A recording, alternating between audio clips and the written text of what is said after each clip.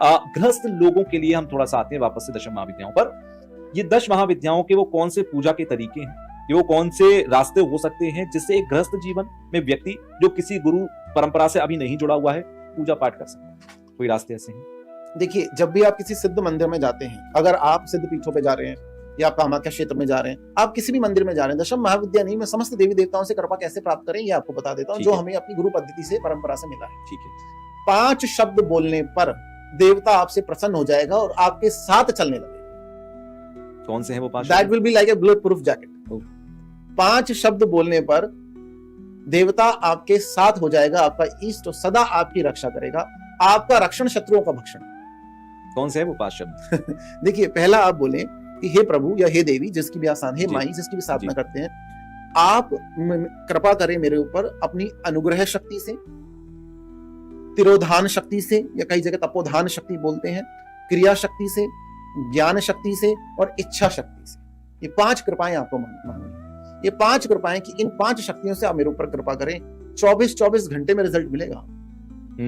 ये शब्द बताते नहीं है ना, जो मंचों पे बैठे रहते हैं लोग, जो इतने बड़े बड़े प्रवचन चलते रहते हैं, आप ये बताइए ताकि लोगों को कल्याण हो।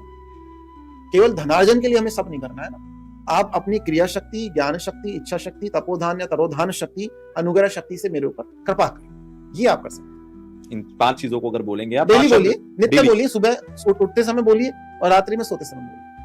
आप देखिए फिर क्या चमत्कार होता है आपकी लाइफ में। हम तो डेली बोलते हैं। वो कृपा आप महसूस भी करते होंगे, अनुभव भी करते होंगे, वो तो आप बताएंगे।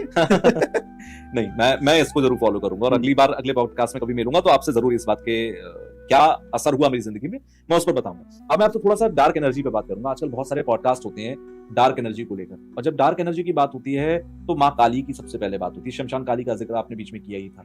मैंने कुछ माँ काली के अलग अलग नाम सुने, जैसे भद्रकाली सुना मैंने, शमशान काली सुना, माँ काली हम कहते हैं। क्या ये अलग अलग होती है माँ काली, या फिर ये एक ही माँ काली के अलग अलग नामों से मुझे बुला रहे हैं? देखिए, आप इनसे पहले गणपति के बारे में भी मैं आपको बता देता हूँ। अच्छा। काली के बारे में मैं आपको बताता हूँ। अवतार और स्वरूप में फर्क हो सकता है। ठीक है। अब आपको क्या पता है कि पिशाचों के जो राजा है वो गणपति है, गणों के पति। अच्छा। अस्थि पिशाच रूप में उनकी सेवा साधना की जाती है। 32 तरह के तंत्र में भी गणपति की पूजा होती है। 32 तरह के गणपति है। उच्चिष्ट गणपति, सिद्ध गणपति, लक्ष्मी गणपति, डुंडी राजा, डुंडी गणपति। ठीक है। उसके बाद आप देखिए एक त्रयाक्षरी गणपति। ठीक है। उसके बाद सिद्ध गणपति मैंने आपको बताए, हरिद्रा गणपति है ना, मतंग गणपति, बहुत सारे गणपति हैं। इसी तरह से भगवती कालिका की साधना में इनसे गणपति महाराज से, भगवान गणेश से आदेश प्राप्त करने के बाद ही जितने भी गण हैं वो नीचे आते हैं। अच्छा। इनके आदेश के बिना द्वार नहीं खुल सकता, पैरानॉर्मल द्वार। ओके। दूसरा, माँ भगवती कालिका जो है उनके असंख्य स्वरूप हैं। उनमें से कुछ स्वरूप मैं आपको बता रहा हूँ। हंस कालिका, संतति कालिका, ठीक है, कालाकर्षणी कालिका, ठीक है। उसके बाद आप देखिए दक्षिणेश्वर कालिका, शमशान कालिका, गुह्य काली, रक्त काली, तो अलग अलग कालिका के रूप हैं। लेकिन आप ये समझिए काली और काली में भी भेद है। ठीक है। काली और काली में भी भेद है।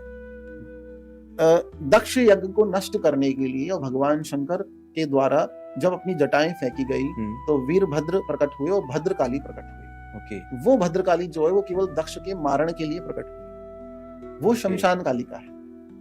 वो अघोरियों की और तांत्रिकों की इष्ट देवी, उनको बलि चढ़ती है।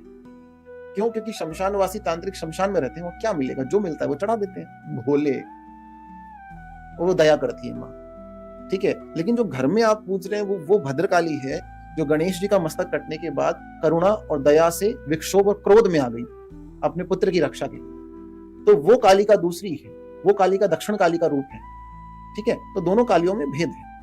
अच्छा, आपने प्रेतों का जिक्र किया था। आपने अभी कहा कि गणपति जो है वो गणों के पति होते हैं। ये पेड़ों पर जो प्रेत रहते हैं, एक मूवी आई थी, मैं उसका जिक्र, वहां से मेरा सवाल आता है। ये एक मूवी आई, उस मूवी में दिखाया गया, मुंजा नाम है उस मूवी का, उसमें दिखाया गया कि एक पेड़ है जिस पर एक ब्रह्म राक्षस रहता है, मुंजा रहता है, और उस पेड़ को बाद में जला दिया गया। वो आगे की एक पूरी क्रिएटिव फील्ड थी जो उन्होंने कहानी बनाई। लेकिन क्या पेड़ों पर भूत रहते हैं? क्योंकि गांव वगैरह में कहते हैं अरे इस पेड़ पर प्रेत का साया है, उस पेड़ के नीचे शाम के वक्त नहीं जाना है। क्या पेड़ों पर? देखिए, आपने हमसे पीएचडी वाला सवाल पूछा है, लेकिन मैं आपको डबल पीएचडी बताता हूँ। जय हो। आप ब्रह्म राक्षस रहता था, आप ब्रह्म राक्षस तो जान लीजिए पहले क्या होता है।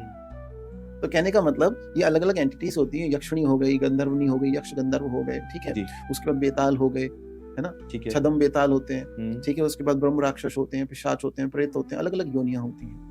अच्छा, ये 84 लाख योनियां जो होती हैं, ये उन्हीं में से हैं? नहीं, वो उन्हीं में से ही है, हाँ, उन्हीं में से, ठीक। लेकिन काफी सारे योनियां होती हैं। ठीक है। तो कहने का मतलब ये है, आपने देखा होगा किसी ने सुसाइड कर लिया, कोई कहीं से कूद गया, वो सांसारिक शक्ति है, मतलब वो किसी लोक में भटकेगा, उसको जितनी आयु दी गई थी वो आयु उसने नहीं भोगी, किसी लोक के द्वार उसके लिए नहीं खुले हैं, तो फिर वो औरों को परेशान कर सकता है, ठीक है। लेकिन जो पिशाच है और ब्रह्म राक्षस है, वो मनुष्य रूप से नहीं बनते, वो उन्हीं योनियों से आते हैं। अच्छा।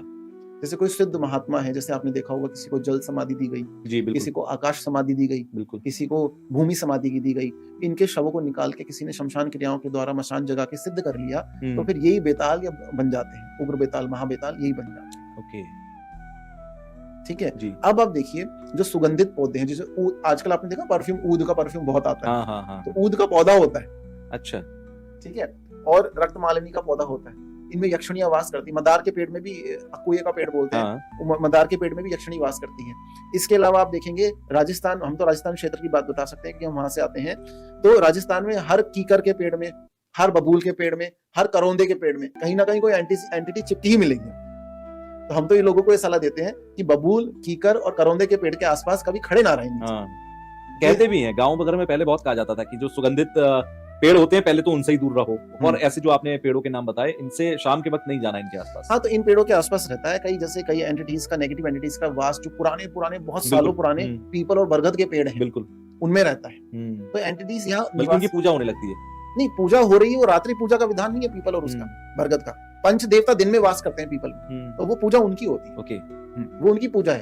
अब गलती से कोई पिशाचों की या प्रेतों की पूजा कर ले तो फिर वो खामियाजा भुगतना पड़ेगा उसको। ये तो किसी के भी सगे नहीं है ना भाई। मैंने यही बोला ना, उच्च शक्तियों से आप जुड़िए, शिव शक्ति से आप जुड़िए, बिल्कुल, है ना। हमें निकृष्ट शक्तियों से नहीं जुड़ना है, वो हमारा ही पतन कर देंगी। आपको ये पता होना चाहिए, जो गंधर्व की साधना करते हैं, गंधर्व उनको मृत्यु पर्यंत, मृत्यु के बाद भी अपने अपने लोक में खींच के ले जाते हैं, उनसे बहुत गुलामी करवाते हैं, सेवा करवाते हैं, उनकी मुक्तियां नहीं होती है। तो निकृष्ट शक्तियों की साधना बहुत कम करनी चाहिए। लोग कर्ण पिशाचनी की साधना करते हैं। कर्ण पिशाचनी जो है भूत ही बता सकती, भविष्य नहीं बता सकती, भविष्य नहीं बताएंगी वो आपको, लेकिन वो कितना आपसे ले लेंगी, कितना आपको कष्ट दे देंगी, कितना रक्तपान कर लेंगी योगिनियां। तो इसलिए इन सब चीजों में नहीं पड़ना चाहिए। अपने कल्याण के लिए, प्राणी मात्र और जन कल्याण के लिए आपको सात्विक शक्तियों की साधना करनी चाहिए, शिव शक्ति से जुड़ना चाहिए, गुरु सानिध्य।